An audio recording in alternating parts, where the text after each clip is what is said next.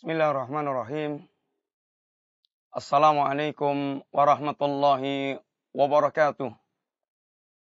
Innal hamdalillah wassalatu wassalamu ala Rasulillah wa ala alihi wa ashabihi wa mawalah. Wala haula wala quwata illa billah, amma ba'd.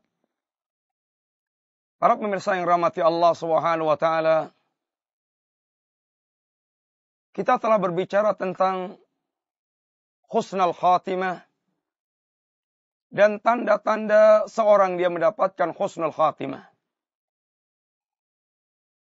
Di antara yang menjadi kebiasaan para salaful ummah, para pendahulu ya orang-orang yang saleh dari para sahabat Nabi Rasulullah alaihim jami'an, dan kebiasaan para imam-imam kaum muslimin, orang-orang saleh, adalah mengkhawatirkan dirinya seandainya mendapatkan su'ul khatimah. Bagaimana tidak mengkhawatirkan dirinya? Karena memang sangat layak seorang mukmin dan bahkan menjadi ciri seorang mukmin.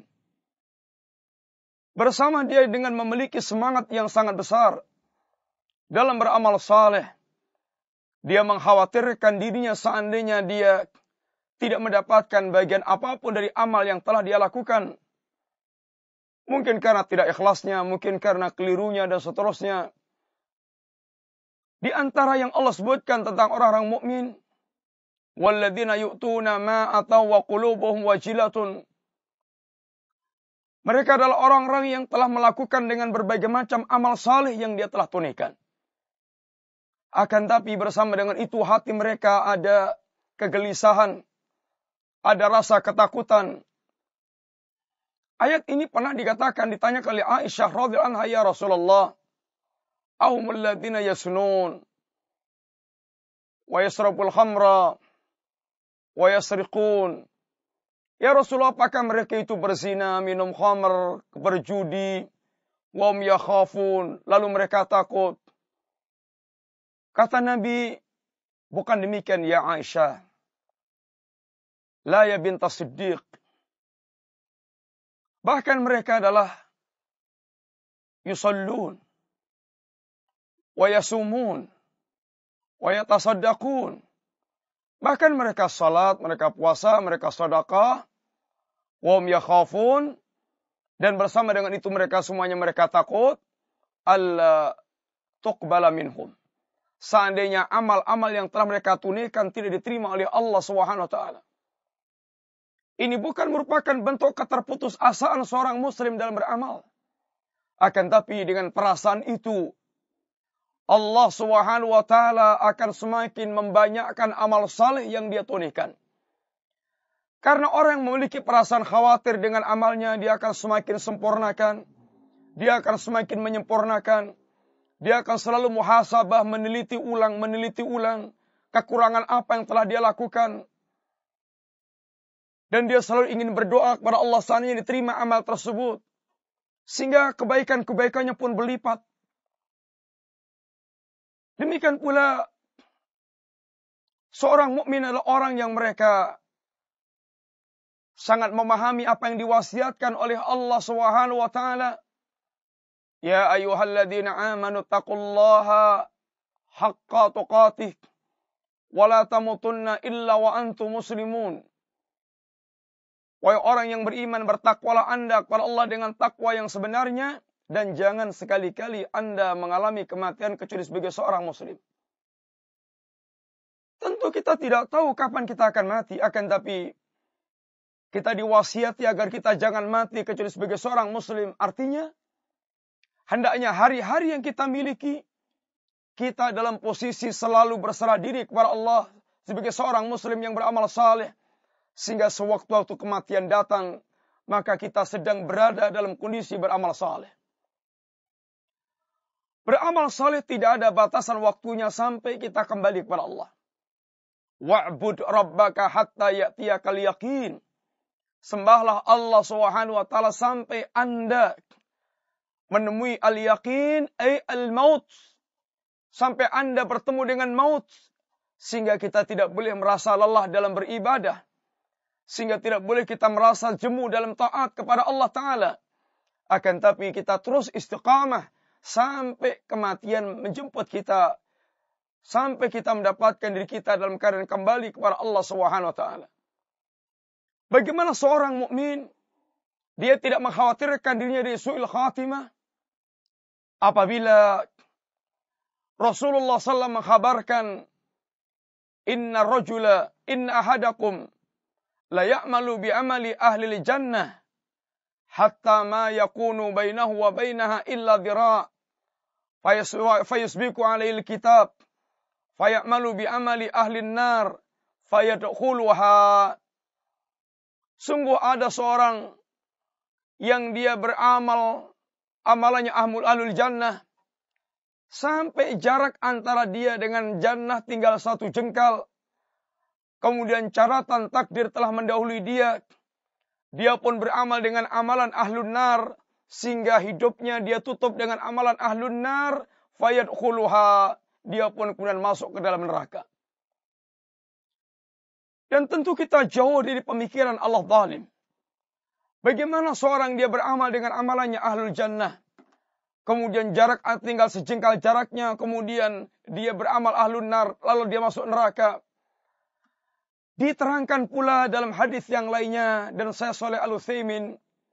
Beliau menjelaskan dengan hadis ini pula. Inna rajul la ya'malu bi amali ahli jannah. Ada seorang yang mereka beramal dengan amalan ahlul jannah.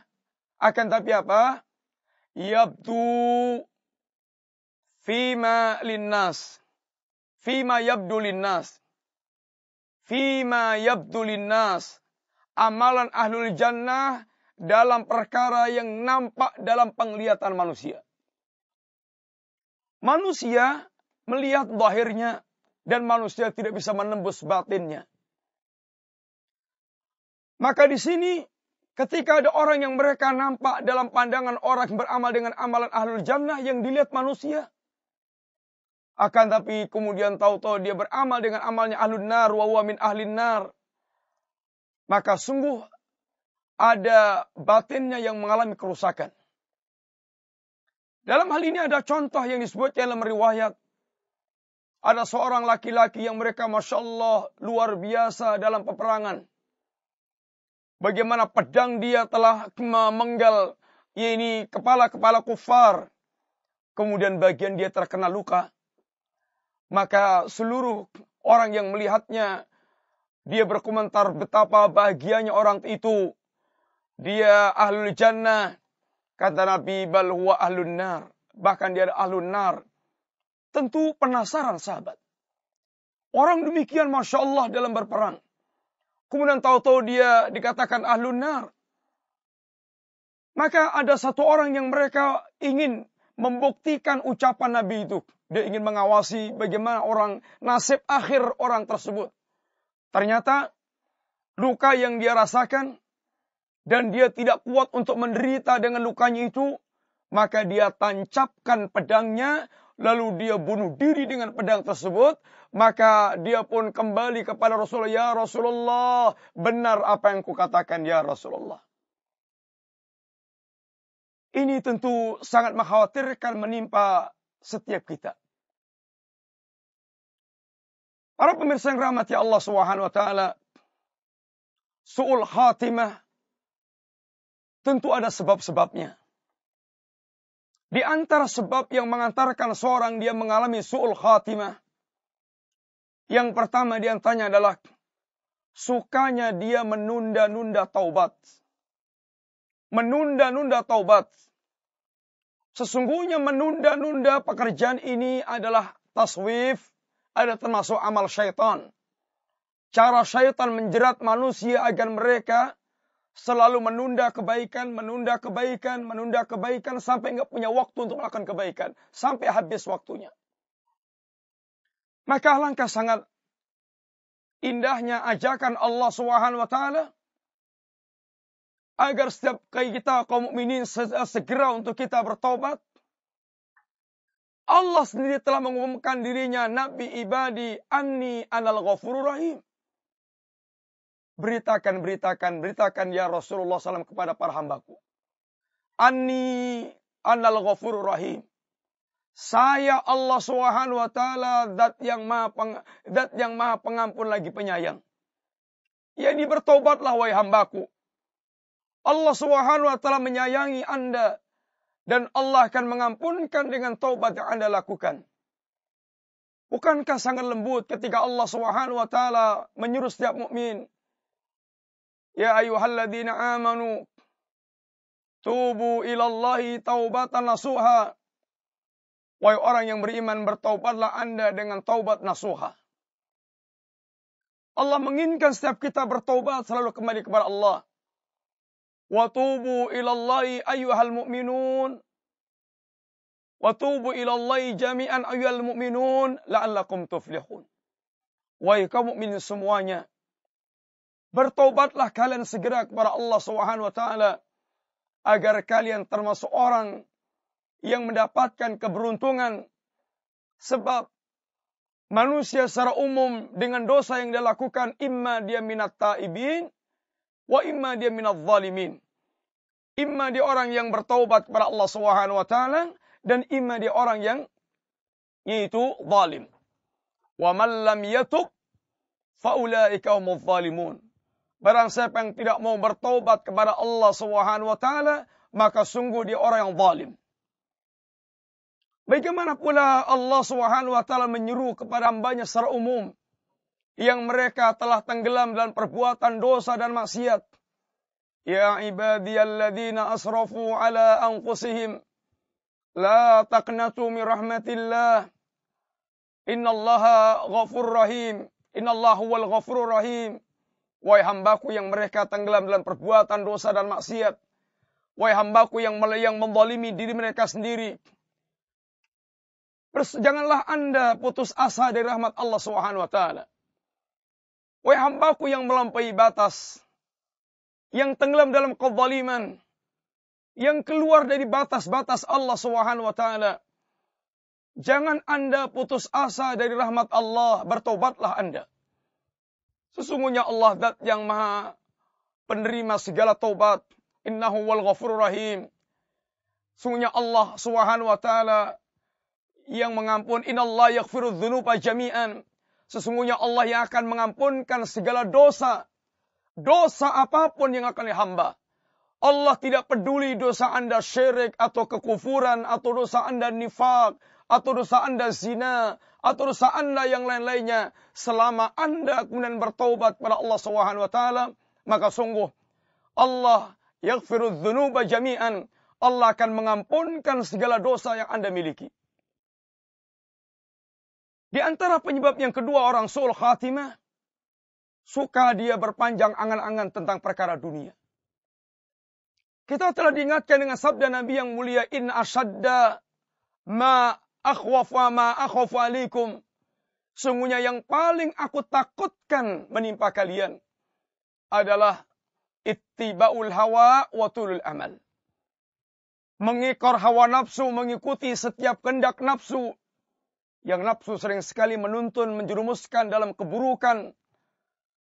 Yang nafsu mengikuti nafsu, yasuddu anil haq. Akan menghalangi dari kebenaran. Wa tulul amal yunsil akhirah. Tulul amal akan melupakan akhirat. Tulul amal akan membawa kepada hubbu dunia. Kecintaan kepada dunia. Dan berapa banyak orang yang kemudian dilupakan karena hatinya lengket dengan dunia. Yang dia ingin bermegah-megah dan ingin berbanyak-banyak tentang dunia. Alhaakumut takatsur hatta zurtumul maqabir. Berbanyak-banyakan telah melupakan kalian dari Allah dan kampung akhirat. Sampai kalian masuk ke dalam liang kubur. Di antara pula sebab seorang mengalami su'ul khatimah. Dia tidak istiqamah. Dia menyimpang. Dia berperilaku menyimpang. Tidak istiqamah. Dia terkadang diuji Allah Subhanahu wa taala dengan beberapa bentuk ujian. Kemudian dia pun tidak istiqamah dengan ujian tersebut. Lalu dia pun mengambil jalan pintas untuk mengakhiri apa yang diujikan oleh Allah Subhanahu wa taala. Allah uji dia dengan sakit, dia pergi ke dukun, dia pergi ke paranormal. Dia uji Allah dengan kefakiran, lalu dia berjalan pintas, mencuri, merampok, korupsi, dan seterusnya. Tidak istiqamah. Kita berdoa kepada Allah Subhanahu wa taala agar Allah melindungi kita dari su'ul khatimah dan memasukkan kita di antara hamba-hamba Allah yang mendapatkan husnul khatimah. Semoga bermanfaat. Wassallallahu ala nabiyyina Muhammadin wa ala alihi washabihi wasallam. Assalamualaikum warahmatullahi wabarakatuh.